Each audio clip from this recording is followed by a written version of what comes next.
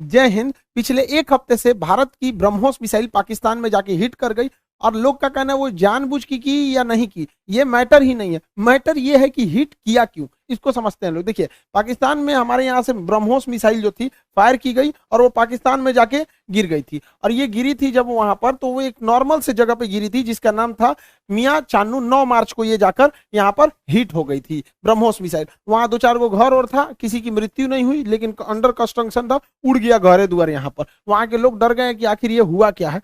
तो उसके बाद वहां पर जो inter service public relation officer होते हैं, आईएसपीआर, कहीं पे भी देखिएगा तो एक पीआर ऑफिसर होता है, पीआर पब्लिक रिलेशन। यही लोग सारे लोग पब्लिक से कांटेक्ट करते हैं। जैसे मीडिया वाले को पास भी एक पूरी की पूरी पीआर टीम होती है। अब किसी मीडिया वाले को मान के हमारा इंटरव्यू लेना है, खान सर का इंटरव्यू, तो उन लोग को क्या पता, वो अपने पीआर टीम को बोलेंगे कि खान सर का नंबर निकालो, बताओ कहाँ बात करना है। तो वो पीआर टीम ही काम करती है। तो हर डिपार्टमेंट का एक पीआर ऑफिसर होता है, पब्लिक रिलेशन ऑफिसर, वही बताता है क्या हो रहा है क्या नहीं हो रहा है, एक तरह का प्रवक्ता होता है। तो इन्होंने कहा कि हमारी टेरिटरी में एक पता नहीं अनआइडेंटिफाई कोई ऑब्जेक्ट घुस गया, 4 मिनट तक उड़ते रहा, प्रोजेक्टाइल था, वो आया गिर गया, किसी की जान माल की क्षति नहीं हुई है, हमने उसे पूरी रडार में ट्रैक किया, आके वो यहाँ पे गिर गया। ये इन लोग का स्टेटमेंट था।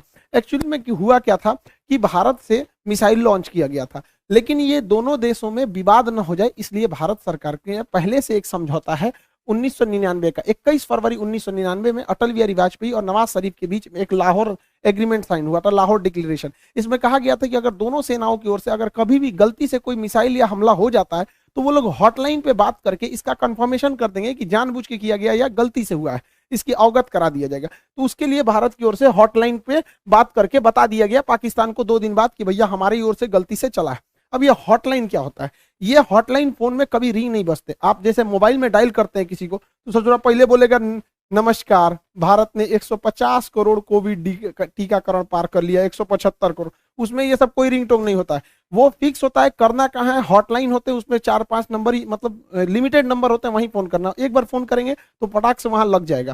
तो हमेशा इमरजेंसी में होता है। अगर हम कहीं किसी पे फोन पे बात कर रहे हैं और कोई नॉर्मल आदमी हमको कॉल करेगा तो उसको वेटिंग बता देगा, लेकिन अगर हॉटलाइन से कॉल करेगा तो जिससे हम बात कर रहे हो तो उसका फोन वहां कट जाएगा और डायरेक्ट आ जाएगा मेरे पास आदेश। तो ये हॉटलाइन 2 देशों के बीच में होता है। मुख्यमंत्री जब कॉल करते हैं तो हॉटलाइन से कर सकते हैं, प्रधानमंत्री वगैरह। तो हॉटलाइन से भारत सरकार ने उन्हें बता दिया कि ऐसा ऐसा हुआ है। शुरुआत में ये मामला दब गया था, लेकिन पाकिस्तान के लोगों को लगा कि उनकी तो मेरी बेइज्जती हो गई, किसी ने आया पूरा बजा के चला गया, इसकी जांच होनी चाहिए। अब ये भाई साहब ये कर रहे हैं कि इसकी जांच कराएंगे हम, कैसे मिसाइल आया और ऐसे हमारे देश के अंदर घुस गया 124 किलोमीटर। अब ये मामला लेके जाएंगे यूएनओ में सिक्योरिटी काउंसिल में उठाएंगे, रूस से कहेंगे, चाइना से कहेंगे, इस्लामिक ऑर्गेनाइजेशन के देशों से कहेंगे। इन लोग का कहना है कि यूएनओ तक में ये मामला उठेगा कि आखिर ये मिसाइल आया क्यों। ये गधा पाकिस्तान उसी चाल में फंस गया जिसमें हम इसे फंसाना चाहते थे। हम ये चाहते थे कि पाकिस्तान इस पर बवाल करे और ये मामला इंटरनेशनल हो, लेकिन इन गधों के यहाँ पता नहीं कोई इंटरनेशनल रिलेशन पढ़ाता भी है कि नहीं, इन गधों को कुछ नहीं पता, ये हल्ला कर दिए हैं। एक्चुअल में ये मिस फायर नहीं था, ये डायरेक्ट फायर किया गया था जानबूझ के। हम आपको कुछ प्रूफ देते हैं, आप समझिए क्यों डायरेक्ट फायर किया गया था। यह मिसाइल जब उड़ती है हरियाणा से तो यहां से लगभग हरियाणा पंजाब के बॉर्डर से 2 मिनट तक इंडिया में रहती है, फिर ये कर्व करके पाकिस्तान में जाती है, 4 मिनट तक ये पाकिस्तान में फ्लाई करती है। अब ये बताइए, जो मिसाइल ऑपरेटर इसे 4 मिनट तक फ्लाई कर रहा है, तो भारत में जो मिसाइल ऑपरेटर, उसे भी पता है कि वो इंडिया का बॉर्डर छोड़ दिया और पाकिस्तान में जा चुका है। तो पहला बात कि जब वो 4 मिनट तक दुश्मन की टेरिटरी में घुसा कैसे, ये इंडिया वाले को तो पहले से पता था। एक और गलती क्या थी, सेल्फ डिस्ट्रॉइंग सिस्टम होता है। जब कभी भी मिसाइल अपने रास्ते से भटकता है तो उसे मिसाइल के अंदर ऑटोमेटिक डेटोनेटर लगा होता है जो मिसाइल को रास्ते में ही ब्लास्ट कर देता है, जिससे कोई नुकसान नहीं होता है। तो किसी भी मिसाइल को मारने से पहले उस मिसाइल का एक ऑपरेटर रूम होता है, उस ऑपरेटर रूम से उस मिसाइल को फायर किया जाता है। फायर करने के बाद वो ऑपरेटर इस मिसाइल को रडार पर देखता है, अगर रास्ता भटकता है तो सेल्फ फायर कर देता है। इस मिसाइल को सेल्फ फायर नहीं किया गया, बल्कि ऑपरेटर चुपचाप देख रहा था, मजा मार रहा था कि घुस गया है पाकिस्तान में चला गया है 124 किलोमीटर तक। तो एक ये दूसरा प्रूफ, और भी कई सारे प्रूफ हैं। तो समझिए कैसे। ये नक्शा पाकिस्तान ने जारी किया, हमने ये जारी किया पाकिस्तान ने। इसमें जो तीर का निशान है ये दिखा रहा है मिसाइल किस तरह आया और कैसे ये यहां से जाकर यहां मियां चन्नू पे जाके गिर गया। यहां पर देखिए कैसे मिसाइल ने सबसे पहले अपने से अगर मिस फायर होगा तो सीधे जाएगा, अपने से मिस फायर होगा तो सीधे। ये टर्न नहीं मार सकता है अपने से, माल फंक्शन की वजह से, गड़बड़ी की वजह से 90 डिग्री का कर्व नहीं मार सकता जब तक उसको पाथ फाइंड नहीं किया गया होगा, पहले से नहीं बताया गया हो। तो पहला 90 डिग्री टर्न अपने से नहीं मारा गया होगा। दूसरा, इस मिसाइल में कोऑर्डिनेशन फिक्स था, किसी भी मिसाइल को मारने से पहले उसका जीपीएस लोकेशन कोऑर्डिनेशन फिक्स किया जाता है कि यहीं पर जाना है, लेकिन इसमें कोई बारूद नहीं था। देखिए अमूमन यही होता है कि पहले उसमें बारूद यानी वारहेड भरा जाता है, पहले उसमें वारहेड भरा जाता है, तो इसमें वारहेड था नहीं। जब वारहेड भर दिया जाता है तब उस मिसाइल में फीड किया जाता है कि इस मिसाइल को जाना कहाँ है। तो इस मिसाइल में जाना कहाँ है ये फीड कर दिया गया था, और वारहेड नहीं फीड किया गया था। और जाना भी कहाँ है, मियाँ चन्नू पे। यहाँ ना कोई स्ट्रेटेजिक लोकेशन है, ना कोई सेना का स्कूल है, कुछ भी ऐसा नहीं है। जानबूझ के भारत ने मिसाइल का वॉरहेड हटाया कि किसी की जान माल की हानि ना हो, और ऐसे जगह को चुन लिया जहां कोई स्ट्रेटेजिक महत्व नहीं है कि बवाल ना होगा। बस हमें मिसाइल घुसा के बवाल करना था, भयंकर बवाल नहीं कराना था। एक और देखिएगा, इस मिसाइल को अगर देखेंगे तो 104 किलोमीटर से ज्यादा ये भारत में रही है, 124 किलोमीटर गई है, उसके बाद भी ये एक्स्ट्रा गई है। यानी इस मिसाइल की रेंज जो थी वो 290 किलोमीटर ही है। इस मिसाइल की रेंज 290 किलोमीटर, लेकिन ससुराई ब्रह्मोस मिसाइल 320 किलोमीटर कैसे चल गया? लगभग ये 30 से 40 किलोमीटर एक्स्ट्रा चला है। देखिए ये पाकिस्तान का ही नक्शा ही दिखा रहा है कि 33 किलोमीटर एक्स्ट्रा चल गया है। बवाल है भैया, रेंज से 33 कैसे? तो कोई भी चीज को फेंकते हैं तो जब रेंज खत्म हो जाता है तो आराम से गिरता है। तो ब्रह्मोस और आगे गया था यहाँ पर, इस दौरान भी इसे सेल्फ डिस्ट्रॉय नहीं किया गया, यानी भारत से बैठ के ऑपरेशन टुकुर टुकुर देख रहा था, जानबूझ के किया गया है इसको। अगला देखिए, और भी ये खुद पाकिस्तान कर रहा है, उसको समझाते हैं। ये उनके ISPR है, inter service public relation, ISPR। समझ में आ गया? ISPR समझो, समझो, थोड़ा नहीं पता अभी यहाँ पे। पहला इनका कहना है कि हम उस पर नजर बनाए हुए थे। देखिए इन निकम्मों को, इसके देश में 124 किलोमीटर कोई मिसाइल घुस गई, इसको ये लोग अपने रडार में बस नजर बनाए हुए थे। ये खुद कह रहा है कि हमने बस उसको ट्रैक किया, उसको 124 किलोमीटर, क्योंकि उस मिसाइल की रफ्तार इतनी ज्यादा थी, 3 मैक की थी, कि हम उसे मार के नहीं गिराए। जबकि जब भी कोई एयरफोर्स में कोई दूसरी देश का जहाज या कुछ भी हॉस्टाइल सिचुएशन में कोई चीज एंट्री करता है तो स्टैंडर्ड ऑफ प्रोसीजर SOP जो कहता है कि सबसे पहले उसको मार के गिराओ। तो इन लोगों ने मारा नहीं वहां पर। 124 किलोमीटर जब ये घुसा है तो कई बड़े शहरों के ऊपर से क्रॉस करके गुजरा है, कई हाई वैल्यू टारगेट को क्रॉस करके गुजरा है। क्या पता वहीं गिर जाता।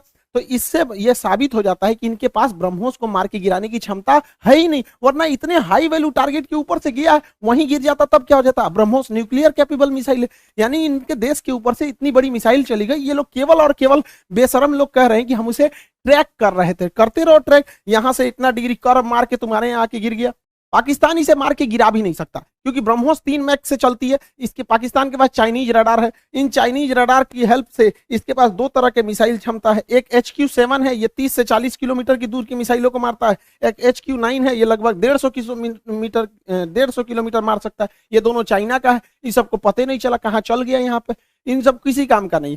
अब इससे चाइना भी घुस आया है, क्योंकि उसका ऑर्डर दे रखा था। चाइना पूरी दुनिया को ऑर्डर दिया था कि भैया हमारा HQ-9 डिफेंस सिस्टम बहुत अच्छा है, ले लो। अब पूरी दुनिया ने उसको ऑर्डर कैंसिल कर दिया कि सोचा तोरा कोने काम का मिसाइल है। भारत का ब्रह्मोस घुस गया है वहां पर, अब ये घुस आया है पाकिस्तान के ऊपर कि सोचा, तो पाकिस्तान इसको कह रहा है तोरा मिसाइल फायर नहीं हुआ तो हम क्या करें। अब फिलीपीन ने ऑर्डर दे दिया था ब्रह्मोस को, अब वियतनाम भी कह रहा है हमको भी चाहिए, इंडोनेशिया कह रहा है हमको भी चाहिए, ताइवान कह रहा है हमको भी चाहिए। अब ब्रह्मोस एकदम जबरदस्त है यहाँ पर। अभी भी किसी को डाउट होता है कि भारत से मिसाइल गलती से छूट गई है, अभी भी मन में डाउट है तो दिमाग लगाइए। हम आपको मिसाइल छूटने के 10 दिन पहले अपना एक वीडियो का छोटा सा क्लिप बना दिखाते हैं, जो यूक्रेन मुद्दे पर बताए थे। उसको जरा ध्यान से देखिए और दिमाग लगाइए, आपको खुद पता चल जाएगा कि भारत ने मिसाइल जानबूझ के मारा था। इस दुविधा में हम लोग हैं कि अमेरिका का साथ दें कि रूस का साथ दें। इसके लिए सबसे अच्छा रास्ता क्या होता है समझिए। मान के चलिए हमारे 2 बहुत करीबी आदमी हैं, उन दोनों का बियाह पड़ गया, वो कह रहा है कि हमरे बियाह में आना, वो कह रहा है हमरे बियाह में जाएगा। तो भैया हम एक में जाएंगे तो दूसरा से संबंध खराब हो जाएगा। एक काम करते हैं, वही दिन हम अपने बियाह कर लेते हैं, बातें खत्म हो जाएगा। भैया हम अपने बियाह में बिजी थे। इसी वजह से सबसे अच्छा तरीका है, ना हम रूस के फेवर में जाएंगे और ना ही हम अमेरिका के फेवर में जाएंगे। सबसे अच्छा तरीका है, मोदी जी को अपनी सेना को बोलिए कि गलवान घाटी में 2 किलोमीटर आगे घुस जाए। गलवान घाटी में जैसे 2 किलोमीटर आगे घुसेगी, लड़ाई तो करना नहीं है, उलझा के रखना है। 2 किलोमीटर जहां आगे घुसेगी उधर से चाइना वाले घुस जाएंगे, फिर वैसे ही स्टैंड ऑफ हो जाएगा। 2-3 महीना चलेगा, अमेरिका कहेगा हे बोलना रे रूस को, हम कुछ जी करें, हम तो खुदे लड़ रहे हैं चाइना से यहाँ पे, तो हम दोनों शांत के शांत रहेगा। आपको क्या लगता है, भारत को इधर उलझा देना चाहिए कि नहीं देना चाहिए? वरना आप मना करेंगे तो कोई ना कोई देश इस तरह से आपको कहेगा कि भैया हमारा साथ दो, उससे अच्छा हम खुद उलझे हुए हैं, बातें खत्म। अब समझ में आ गया, हम लोगों को इस इंटरनेशनल कचड़ा में नहीं पड़ना था कि रूस का साथ दे, कि यूक्रेन का दे, कि नाटो का, कि अमेरिका का। इसलिए हम खुद बोले थे कि भारत को कहीं ना कहीं हमला कर देना चाहिए, ताकि हम लोग खुद ही इंटरनेशनल प्रेशर से बच जाए। आज पूरी दुनिया नहीं करिए कि आप हमें जेलेंस्की का साथ दीजिए, नाटो का साथ दीजिए, कुछ नहीं कर रहा है। अब हम लोग यूक्रेन मारने से हट गए हैं क्योंकि पाकिस्तान इसे इंटरनेशनलाइजेशन कर रहा है और हम लोग बच गए यहाँ पे। मोदी जी कभी कभी मेरी बात मान लेते हैं, कभी मान लेते हैं कभी कभी, लेकिन बहुत कभी कभी बहुत बवाल के बाद मानते हैं। अभी देखिए पिछली बार रेलवे में पूरा बवाल हुआ, तब जाके उन्होंने अपना नोटिफिकेशन जारी किया, उसमें भी 2-4% इधर उधर करिए दिए हैं वहां पर भी रेलवे वाले में। और एयरफोर्स की वैकेंसी अभी रिजल्ट अभी तक रोक के रखे हैं। भैया ये एयरफोर्स वाले हैं, इन लोग को पढ़ा पढ़ा हम लोग बैठे हुए हैं, भेजिए, उड़ाए सब जहाज, मारे सब यहाँ पर। कितना लोग को हम लोग रोक के रखे यहाँ पर, तो कम से कम एयरफोर्स की तो रिजल्ट क्लियर करना चाहिए। मान जाते हैं मोदी जी बतिया, जैसे हमला करने वाला कैसे बोले 10 दिन में मान गए यहाँ पर, तो कभी कभी मानते हैं कभी कभी नहीं मानते। अब पाकिस्तान धमकी दे रहा है कि हम इस मिसाइल का रिवर्स इंजीनियरिंग कर देंगे। दूर बैल कहीं का रिवर्स इंजीनियरिंग करेगा। जब भारत ने इतना स्ट्रेटजी बना के मारा था, तो देखिए रिवर्स इंजीनियरिंग में जहाज का मेन चीज क्या होता है, उसका इंजन, पूरा इंजन तबाह हो गया, इंजन पूरी तरह तबाह हो गया। जो सीकर होता है, जो रडार होता है आगे, वो जहाज के अगवे लगा रहता है, वो थुथुर में पूरी तरह से उधिया गया है यहाँ पर। इसका जो सॉफ्टवेयर है, बिना सॉफ्टवेयर का जहाज उड़बे नहीं करता है, बिना सॉफ्टवेयर का मिसाइल नहीं उड़ सकता है, मोबाइल काम ही नहीं करता बिना सॉफ्टवेयर के। इनके सॉफ्टवेयर कहाँ है? तो अभी भी मिसाइल को देखिए, मिसाइल अपने से डिस्ट्रॉय नहीं हुई है, जानबूझ के इसे छोड़ा गया। तो पाकिस्तान कर रहा है, ये किस धातु का बना है ये हम पता कर लेंगे। रे ससुराल लोल, अगर तुम ये पता कर लेगा किस धातु का है, तो तुम अभी तक बना चुका रहता कि किस धातु का है। धातु पता करके बता, इंटरनेट पे मिलता है, हमरा से पूछ लियो, आके हमसे पूछ लियो। केमिस्ट्री में जब मेटलर्जी चैप्टर पढ़ाएंगे ना, धातु कर्म चैप्टर पढ़ाएंगे, धातु शोधन, सांद्रण, निस्तापन, भंजन, वहीं बता देंगे मेटलर्जी में तुमको। ब्रह्मोस का खोजेंगे लोल कहीं का, कौन सी बचल है ब्रह्मोस में? कुछ नहीं मिलने वाला है। लेकिन हाँ, ये बवाल कहेगा हमने ब्रह्मोस का कॉपी बना लिया, अमेरिका के टॉमहॉक का हमने कॉपी किया था, हमने कॉपी बना लिया। ऐसा कुछ कॉपी नहीं बना पाएंगे, क्योंकि बहुत ही टफ इंजीनियरिंग होती है इसके अंदर। आपका आगे का जो रैमजेट इंजन है ये बर्बाद हो चुका है, फ्यूल सिस्टम बर्बाद हो चुका है, प्रोपल्सन सिस्टम बर्बाद हो चुका है, नेविगेशन सिस्टम बर्बाद हो चुका है। खाली खोपड़िया मिलेगा तो ये बना लेंगे मिसाइल। यहाँ पर गुलेल बनाना है, देख के बना लेंगे लोल कहीं के, यहाँ पर मिसाइल बना लेंगे। और तुम बना, भारत के पास पहले मिसाइल बनाने के बाद परीक्षण केंद्र जो था वो पोखरण में था, यहाँ परीक्षण करते थे, चांदीपुर में परीक्षण करते थे, व्हीलर द्वीप जिसका नाम कलाम द्वीप है उड़ीसा का, इसे करते थे। फिर नया जो था कर्नाटक के चित्रदुर्ग में परीक्षण करते थे। 4 जगह हम लोग का परीक्षण केंद्र था। अभी नया नया 5वां परीक्षण केंद्र खुल गया है पाकिस्तान। अब हम लोग हमेशा कभी कभी इधर परीक्षण करते रहेंगे ब्रह्मोस वगैरह का। और पाकिस्तान का नया सरदर जो है ब्रह्मोस जो है, वो नेवी से तो मार ही सकता है, एयरफोर्स से मार ही सकता है, जमीन वाला तो अभी ये मार के गया है। इसका नया खतरनाक वर्जन ब्रह्मोस 2 आ रहा है, जो 800 किलोमीटर मारेगा। यानी पाकिस्तान में बैठे बैठे पाकिस्तान हेल के, अफगानिस्तान है के, कजाकिस्तान चल जाएगा वहां पर। ब्रह्मोस 2 आ रहा है, इसका बाप है ये ब्रह्मोस का। अभी इसी से नहीं लड़ पाए तो दादा आ रहा है। दूसरा ब्रह्मोस NG आ रहा है, बहुत हल्का रहेगा और बहुत दूर तक मारेगा। तो तुम ससुरे, एक तो तुम्हारे बाप के बस की बात है नहीं रिवर्स इंजीनियरिंग, क्योंकि बचा ही कहाँ है। अगर उस तरह से देखिएगा तो हम तो वियतनाम को, फिलीपीन को बेचे हैं, वही बना ले रिवर्स इंजीनियरिंग। रिवर्स इंजीनियरिंग इतना आसान है तो हम लोग राफेल खरीद के लाए, नहीं बन जाएगा। तुम्हारा रिवर्स इंजीनियरिंग इतना तगड़ा है तो चाहे अमेरिका से तुम F-16 जहाज खरीदे हो, तुम उसको 20 साल से उड़ा रहे हो, अब बैल आज तक तुम अपने जहाज J-17 का एक तो इंजन नहीं बना पाए, कौन सी रिवर्स इंजीनियरिंग करते हो? मनोवैज्ञानिक दबाव बनाओगे कि हमारे पास ब्रह्मोस 2 आ गया, ब्रह्मोस का कॉपी आ गया है, तो जो एकरे बस का कुछ नहीं है।